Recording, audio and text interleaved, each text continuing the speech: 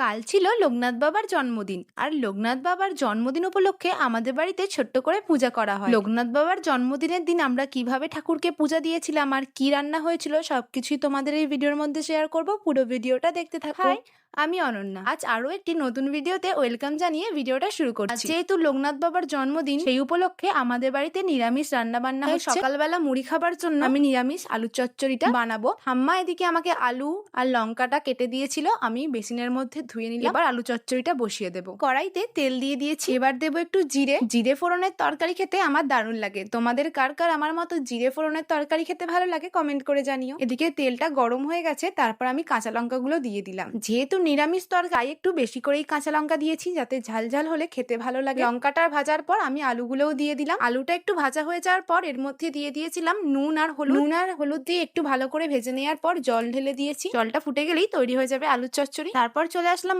ওপরে এসে দেখি বোনেরা লোকনাথ বাবার পুজো দেবার জন্য সবকিছু জোগাড় করেই ফেলেছে।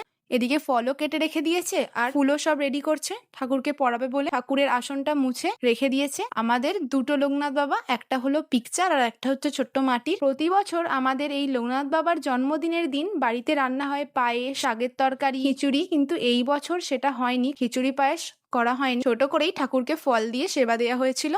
আচ্ছা, তোমাদের কাদের কাদের বাড়িতে লোকনাথ বাবার পুজো হয় অবশ্যই কমেন্ট করে জানি। তারপর বোনেরা ঠাকুরের পছন্দের সব ফল কেটে দিয়েছিল। এর মধ্যে ছিল আম, লিচু, তালশাঁস, তার সাথে ছিল মিছরি আর অমৃতি। পুজো হয়ে যাওয়ার পর আমি চলে এসেছি নিচে এসে এখন ঠাকুরের প্রসাদ খাচ্ছি। প্রথমেই নিয়ে নিলাম অমৃতি আর তারপর খাচ্ছি তালশাঁস। তালশাঁস খেতে তো আমার দারুণ লাগে। আগে তো এই তালশাঁস আমাদের এদিকেই পাওয়া যেত, এখন আর এদিকে তাল গাছ নেই, তাই পাওয়া যায় না, বাজার থেকেই কিনে আনতে হয়। পুজো হয়ে যাওয়ার পর এখন টিফিন করতে বসেছি। আর টিফিনে ছিল আমার বানানো সেই আলুর চচ্চড়ি, মুড়ি আর তার সাথে চানাচুর। তারপর আর ব্লগটা তোমাদের সাথে কন্টিনিউ শেয়ার করতে পারিনি। একদম আসছি বিকালবেলা আমি গিয়েছিলাম পড়িয়ে বাড়ি চলে এসেছিলাম। আর মা রাত্রিরে বানিয়েছিল পরোটা আর আলুর দম, তো সেটা তোমাদের সাথে আর শেয়ার করা হয়নি। তো যাই হোক, ভিডিওটা এখানেই শেষ করছি। তোমাদের আজকের এই ছোট্ট মিনি ব্লগটা কেমন লাগলো অবশ্যই কমেন্ট করে জানাবে। আর যারা ভিডিওটা ফেসবুক থেকে দেখছো একটা ফলো করে দিও, আর যদি ইউটিউব থেকে দেখো তাহলে সাবস্ক্রাইব করে দিও। টাটা।